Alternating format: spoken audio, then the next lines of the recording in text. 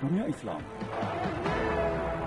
Rekan Daktar, di pagi ini kita masuk di segmen Sorotan Non-Islam dari Dewan Dakwah Islamiyah Indonesia Kota Bekasi dengan Heru Fuad. Assalamualaikum Pak Fuad. Waalaikumsalam warahmatullahi wabarakatuh. Ya Pak Fuad, di akhir tahun ini kita membahas perjalanan keislaman di Indonesia. Tentunya selama setahun ini apa yang bisa kita evaluasi dan kedepannya akan seperti apa ini Pak? Silakan. Ya, Mbak Ulfir, Daktar. Tepat kita bicara tentang kaleidoskop gitu ya, dunia Islam 2025, baik yang terjadi di Indonesia maupun di tempat-tempat lain. Kita bicara tidak mengidentifikasi peristiwa-peristiwa apa saja yang terjadi selama 2025. Saya jadikan itu hanya sebagai background, tapi kita bicarakan secara tematik gitu. Nah, tahun 2025 menutup satu fase penting dalam sejarah kontemporer dunia Islam. Jadi bukan sekedar lanjutan dari krisis, tapi juga momen penyingkapan tentang siapa yang bertahan, siapa yang bersuara, dan siapa yang diam. Dari Palestina hingga Asia Selatan, dari Eropa hingga Asia Tenggara, Islam hadir bukan sebagai entitas yang tunggal satu ya, tapi sebagai ruang ada konflik, ada negosiasi, dan ada harapan.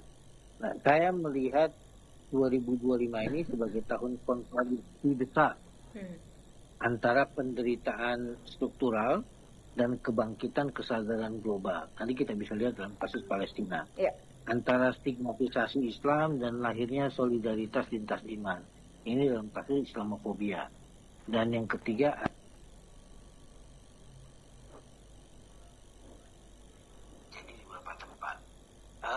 kontradiksi besar misalnya antara penderitaan struktural dan kebangkitan kesadaran global itu kita lihat dalam kasus Palestina. Jadi peristiwa Palestina di dunia ini tetap menjadi poros moral dunia Islam. 2025 bukan tahun berakhirnya penderitaan, tapi tahun ketika narasi global bergeser. Jadi untuk pertama kalinya dalam waktu lama, opini publik Barat, khususnya generasi mudanya ya, mulai mempertanyakan dalam tanda petik keamanan yang selama ini menutup praktek kolonial dan kekerasan penguasa. Jadi dominasi simbolik yang selama ini dikatakan aman, keamanan dunia itu mulai retak. Nah, negara mungkin menguasai senjata dan veto, gitu. Tapi monopoli makna tidak lagi mutlak.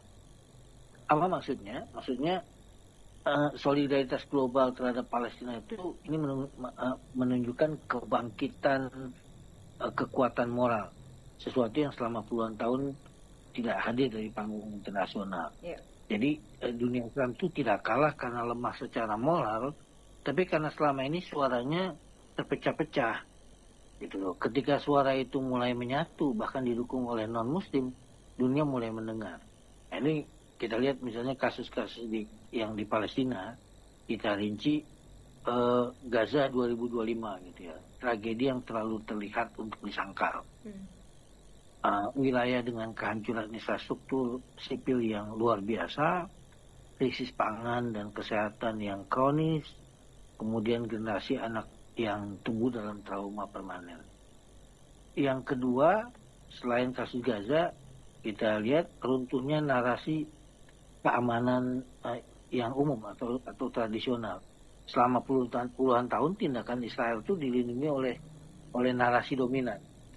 Hak membela diri. Nah, tapi tahun 2025 ini menandai krisis legitimasi narasi tersebut. Ketika apa?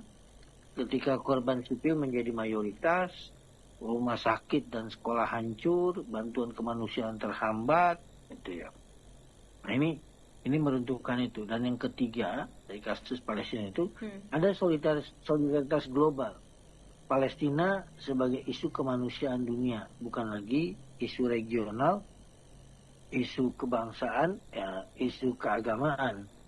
Jadi kita lihat baru pertama kali dalam sejarah di Barat itu ada gelombang solidaritas pro Palestina.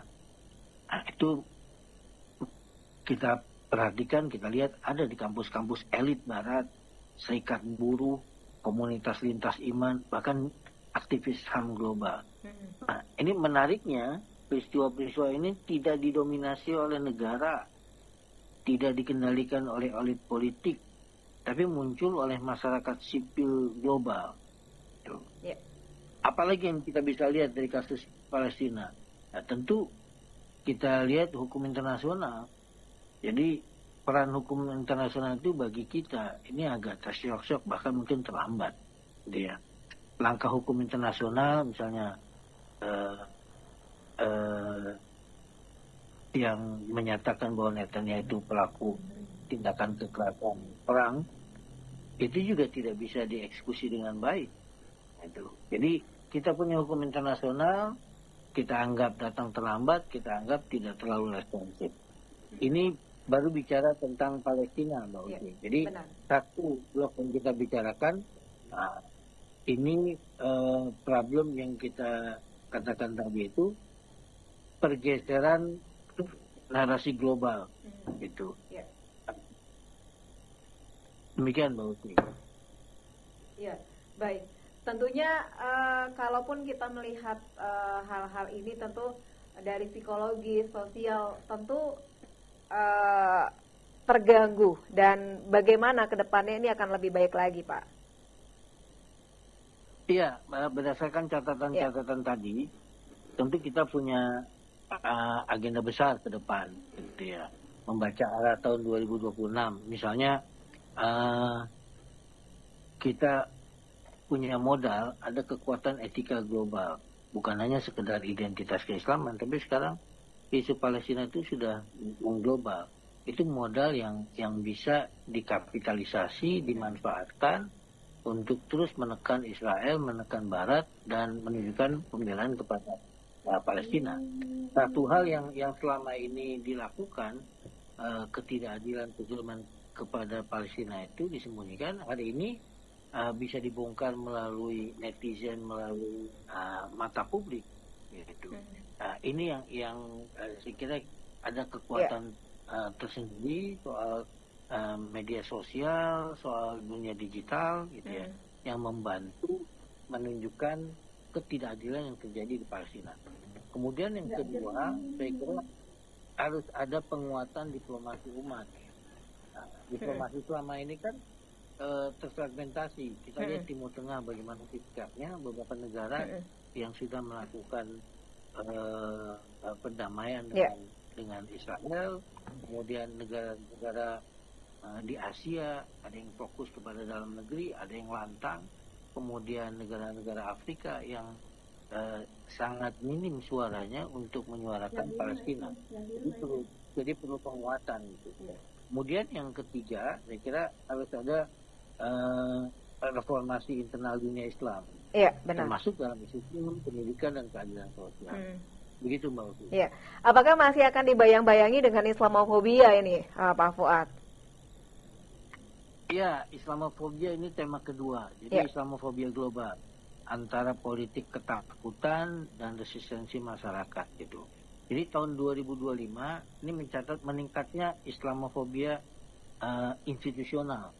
Jadi bukan lagi Islamofobia di kalangan masyarakat, tapi Islamofobia yang disebut Islamofobia institusional di sejumlah negara. Apa bentuknya? Kebijakan imigrasi diskriminatif, pengawasan berlebihan, bahkan kriminalisasi simbol keagamaan. Jadi Islam itu sering direduksi jadi masalah keamanan, bukan realitas sosial kemanusiaan.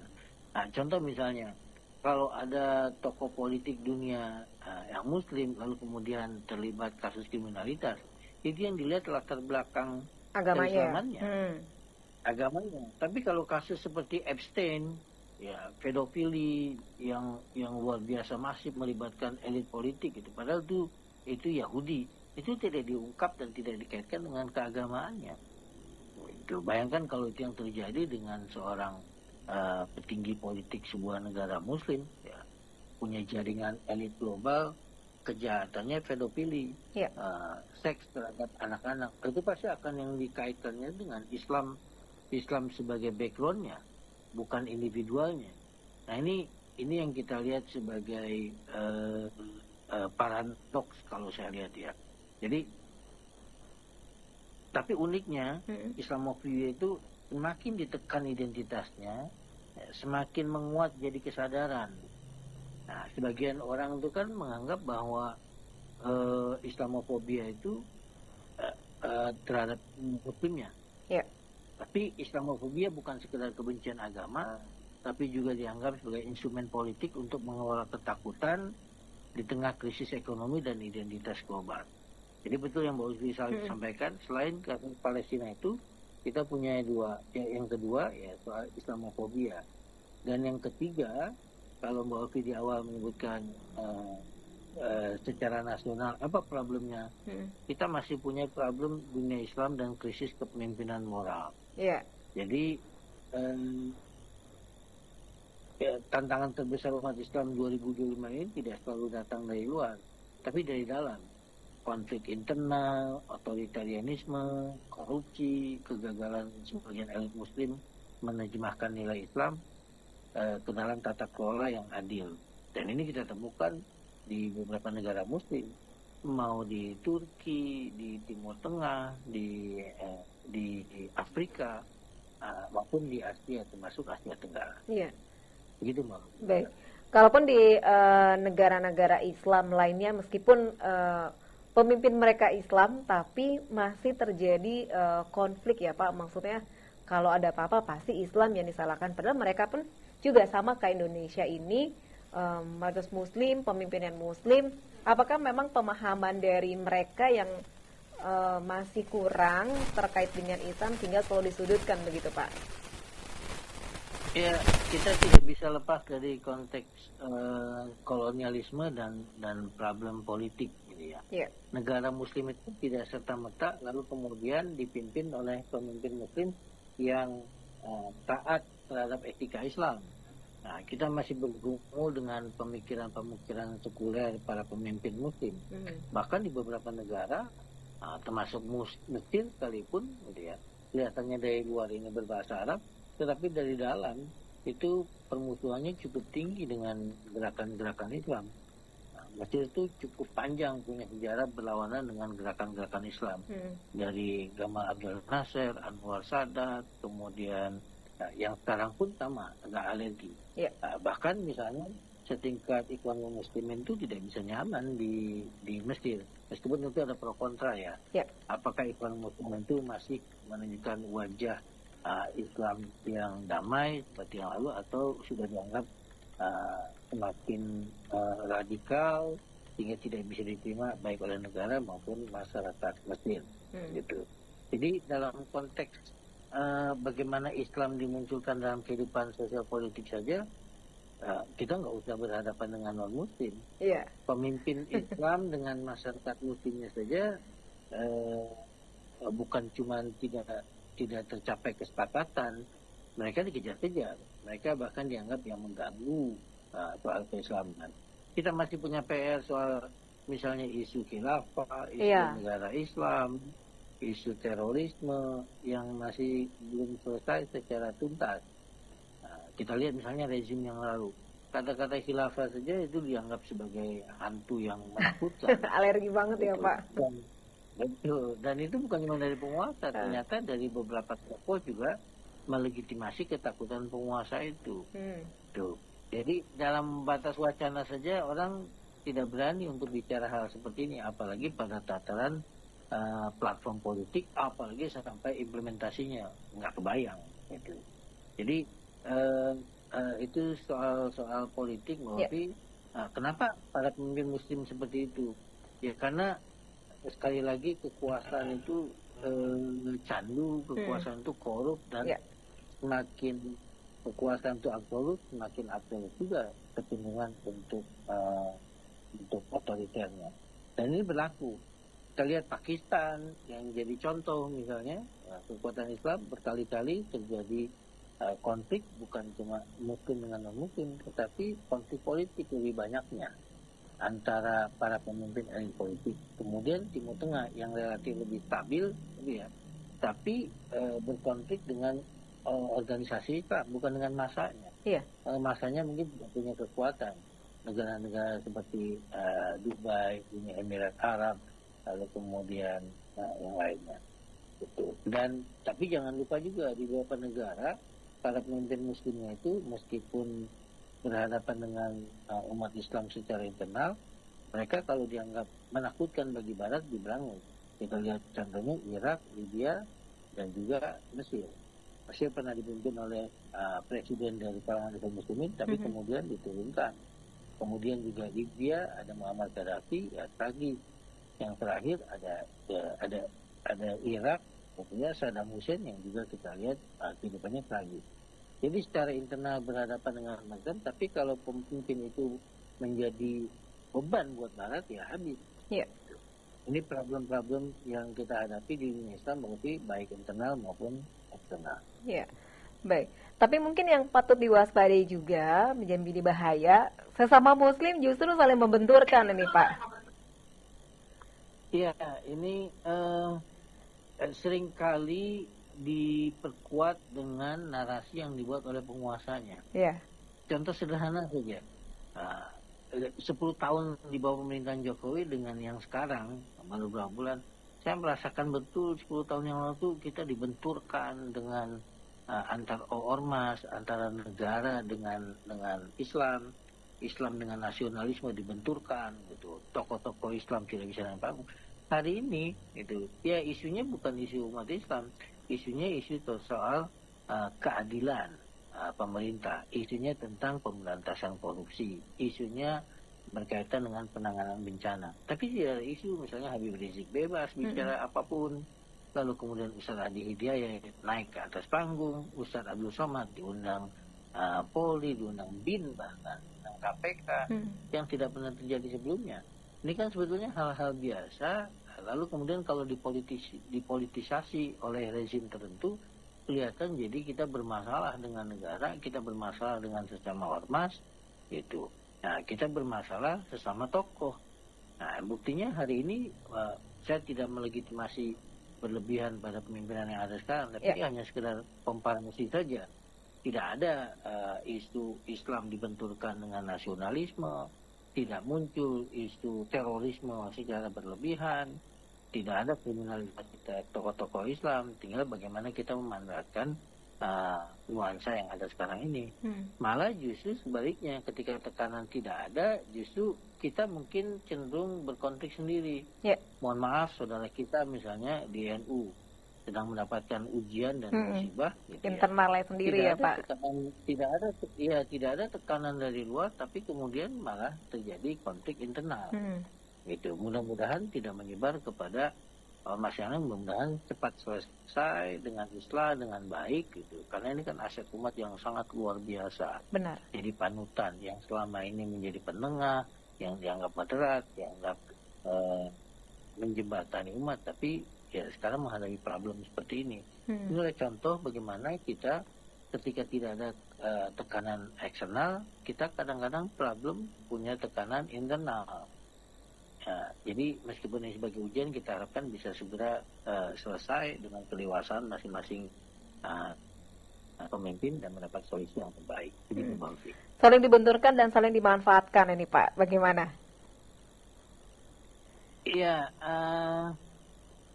kalau lihat dari kasus seperti ini, kita khawatir tidak ada unsur eksternal saja, tidak ada pihak ketiga, kita bisa terpecah-pecah secara internal. Ini ujian.